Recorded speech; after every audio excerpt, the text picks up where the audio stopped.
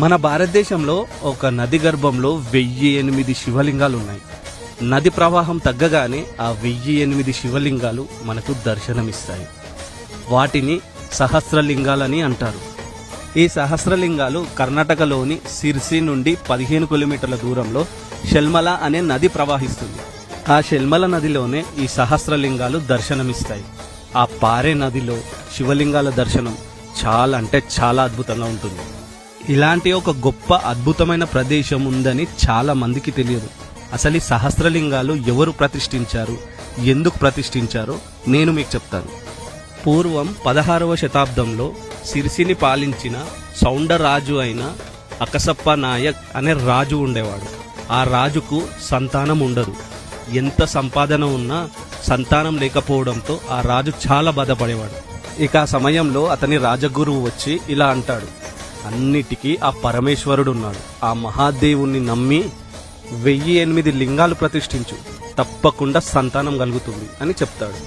ఇక అతని రాజగురువు చెప్పినట్టే రాజు షల్మల నదిలో ఉన్న రాళ్లను చెక్కించి 1008 శివలింగాలు తయారు చేసి ప్రతిష్ఠించాడు.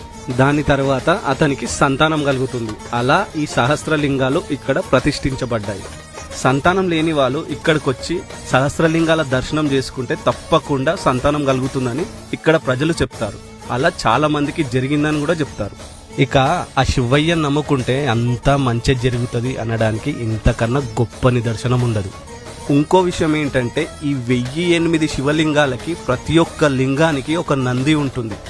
శివరాత్రికి ముందు ఈ శివలింగాలు నీటి లోపట ఉంటాయి. శివరాత్రి తర్వాత నీటి ప్రవాహం తగ్గడంతో ఈ శివలింగాలు దర్శనమిస్తాయి. ఈ ప్రదేశం చాలా అంటే చాలా బాగుంటుంది. వీలైనప్పుడు వెళ్ళి చూడండి.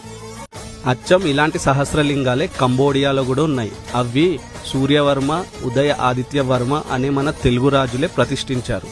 చాలా మంది అక్కడికి వెళ్ళి దర్శించుకుంటారు. కానీ మన దేశంలోనే ఇక్కడే ఈ సహస్రలింగాలు ఉన్నాయని చాలా మందికి తెలియదు. వీలైనంత మందికి షేర్ చేయండి. ఈ వీడియో మీకు నచ్చితే లైక్ చేసి ఫాలో చేయండి.